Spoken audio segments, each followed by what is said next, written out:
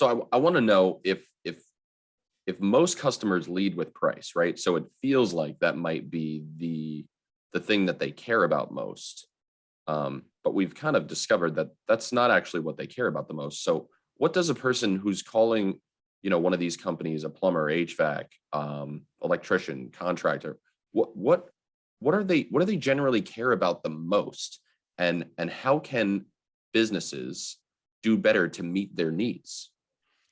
So customers want to be heard and understood. They are looking for a solution to their pain.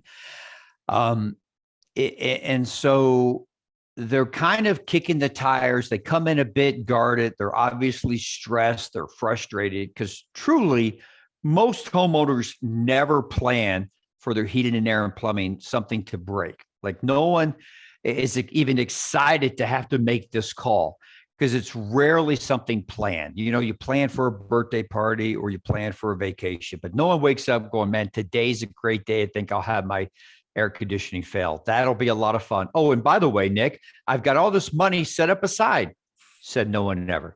So I think they come in really guarded because either they have a bad perception of what a contractor is, or maybe they've had a bad experience in the past. So one quick way to distinguish yourself other than any other contractor is simply on that connection. So when they call in, whatever they ask for, what do you guys charge? How much is this? Can you get out here? I simply come out strong and say, hey, I can absolutely help you with this. And then I go back to reintroducing myself, right? Because it's hard to connect with a sir or a ma'am.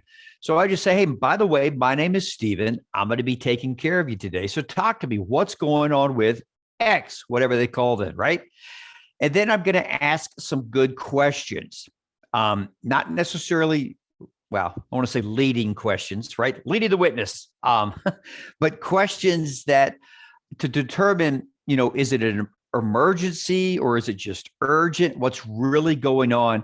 Because what I'm looking to is not only to achieve what they are seeking, but also I'm looking to see from a dispatch standpoint, who should I dispatch? When should I put it on the schedule? What's exactly going on?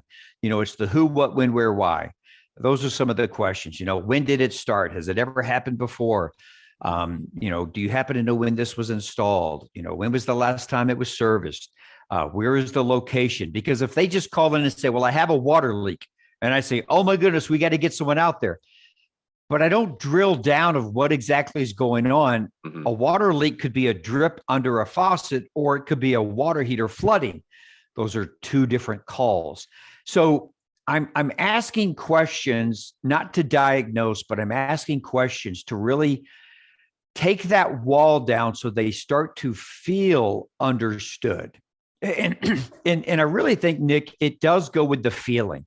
So one thing I will ask our customer service reps at the beginning of a training, I'll say, how do you want the customer to feel when they hang up the phone with you? So if you will begin with the end in mind, how do you want them to feel? Helpful. I was friendly. I was nice. I was knowledgeable. I was a solution provider. They felt I was taking care of them. If those are the feelings you want them to have, then I back it up and I say, great, how can we create that magic moment?